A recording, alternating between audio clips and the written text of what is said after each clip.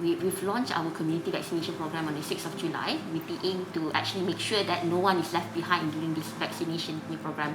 So the focus are to actually go home to home, community to community, where people that are bedridden, the elderly, people with physically disabled personnel, also people who are in rural or marginal communities, including the refugee, the undocumented and the stateless, are able to actually get their vaccination.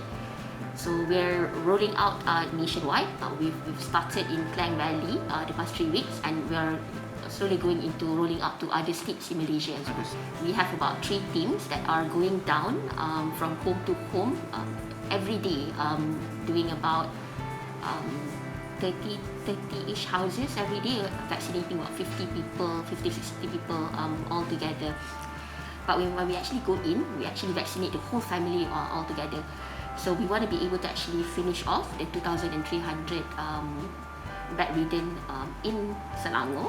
But that's only the first phase of a larger aspiration that we want to do, because we also want to make sure that the other marginal community, for example, the refugees and the undocumented, are also getting their vaccination as well.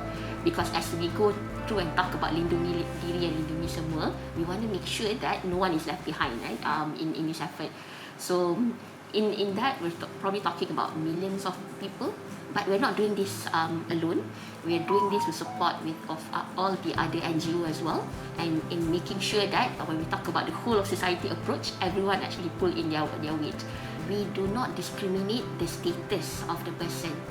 If you are bedridden or if you're physically disabled, regardless whether you're from B40, M40 or T20, it doesn't matter, right? Because if you cannot go to PPV, you cannot go to PPV. So we come in regardless of your social status.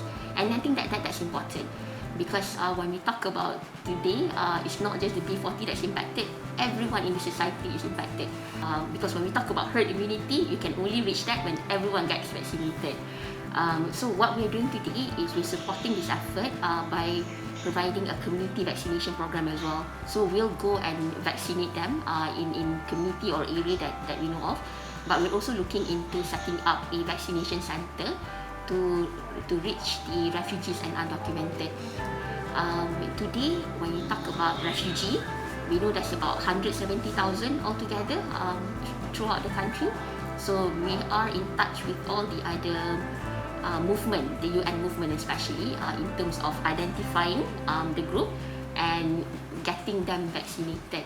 I guess the beauty about what we do today is that we found out that there's a lot more people today that requires such assistance, where we need to go to them rather than they go to the vaccination center, right? Which will probably be a bit more troublesome for them. So when we did this, there were a lot more awareness. People are more cooperative. People are giving consent with the more understanding about the importance of vaccination. It has been quite the program are actually running quite well today. No one should be left behind, regardless of social status, regardless of their condition and all that. But it is our bigger hope when we talk about vaccination.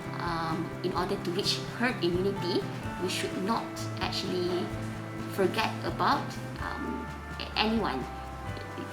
We're going to be interacting in a society. So I think it is our hope that when we look at vaccination, let's put the stigma around non-Malaysian or migrants out, and let's just make sure, for the sake of achieving herd immunity, that we do not leave anyone behind.